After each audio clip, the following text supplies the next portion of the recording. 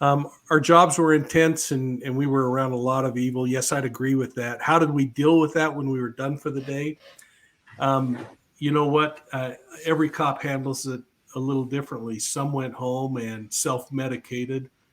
Others went home and turned off the switch and became family people, and they were moms and dads who went back to taking care of family.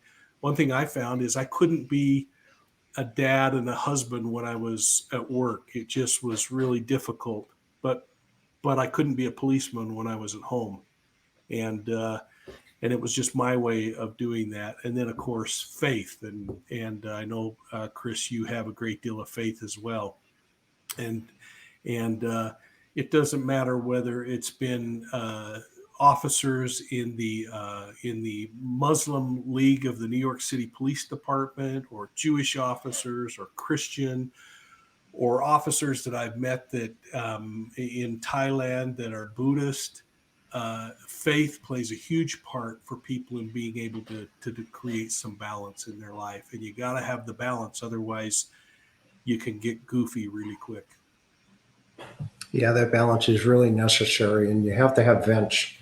Law enforcement officers, don't have enough vents sometimes.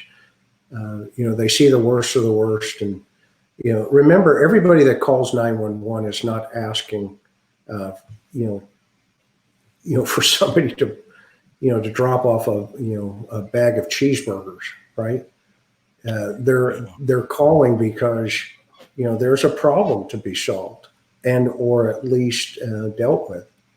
So every single 911 call, and by the way, one of the things that I want to point out, and we want to point out, are all of the great dispatchers out there. These guys and gals go home, night after night, day after day, without the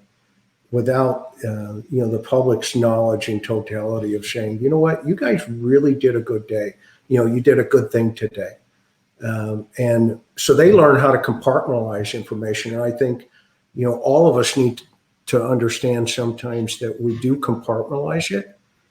But if you keep it in too much and you don't have those vents, like Mike, for me, like guitar, my family, I have a Jack Russell who's an absolute lunatic dog. I love him to death.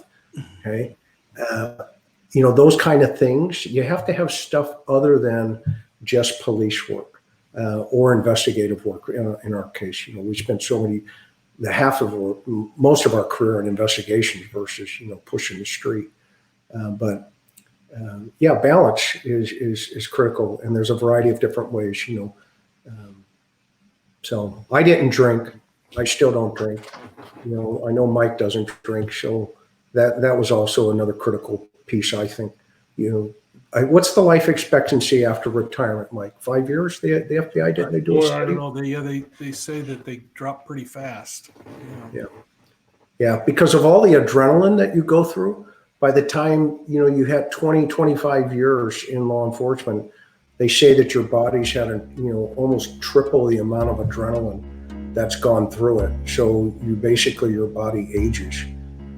So you have to have those vents, to get that out there.